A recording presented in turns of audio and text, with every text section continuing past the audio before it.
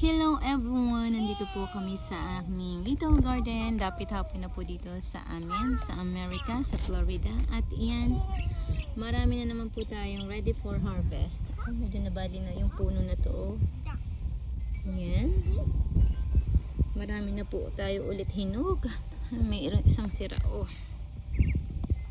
Bukas po mag-harvest po ulit tayo. Ayan, as you can see, ang dami na po natin ulit na i-harvest na peppers. Ayan po sila. Ang ganda na ulit nilang tingnan kasi very colorful. Meron din po tayong isang talong doon na malaki, ready for harvest na yun. Bubble. Ayan pa po mga peppers ko. Ayan. May ilan din po tayong jalapenos dito na pwedeng i-harvest. Ayan. Ayan po sila. At yung peppers po natin, ayan, marami na ulit na mumula-mula. Hanggang daming hitik pa rin po sa bunga yung pepper. Yung cayenne pepper natin. Pa-harvest lang po natin dito ng isang araw. Tingnan po ang bunga niya. Sobrang dami. Sobrang dami ng ating peppers.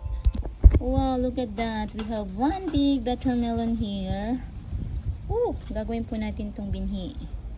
Yung malaki na yan. Meron pa po dito. Meron pa po dito. At meron pa po ilang maliliit. Melon ko kung saan saan na po sila kumabag. Ayan. At mukhang malapit na rin po sila there's another big one here. Wow, look at that bunso. Wow. Wow. Ito po yung ating isang malaking talong. Ready for harvest na. Tomorrow po tayo mag-harvest. Ito pa po, pero medyo maliit pa po sila. Ayun na lang po yung natitira ngayon sa garden ko. Mga peppers, eggplant, and watermelon. Cayenne peppers. Ayan, cayenne peppers natin. Sobrang hitik pa din sa bunga. Yung aking anak na hinarvest niya na yung isang ampalaya namin. May tanim din po ako ditong leeks, pero mukhang hindi po magandang kanilang tubo. Ayan po sila. Yan po ang aking strawberry. Mukhang, ayan na po. Namayat na po sila. Dahil po sa sobrang init. Ayan, tingnan naman, super dehydrated na. Ayan na po yung aking salay. Ang pagkalago-lago na. Ang ganda. Tapos, ito naman po yung ating mga asparagus na malalago na din. Ayan po sila. Wala pa po silang 1 year buhat ng aking itinanim. May tanim din po tayo sweet potatoes. Ayan. Pinasok ko po dito sa loob kasi po kinakain po sila ng deer. Favorite po nila yan, kainin.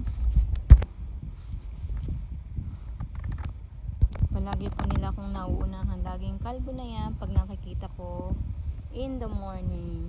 At ayan, ito may isa pa po tayong watermelon dito. Ito po ay ibang variety. Indian variety po siya. Indian watermelon. At meron na po silang 2 bunga.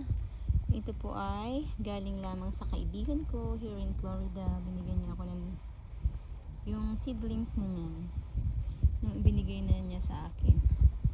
May isa pa pala dito. Nag-umpisa. Kaya lang mukha siyang kinain na ng uod. Tingnan niyo po.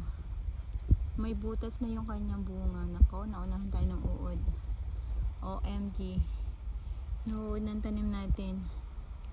May paniri na nirang bugs na maano sa ating tanim. Ayan. Yan natin ito i-harvest pagka isang araw ito. Hindi po ito masyadong mapait.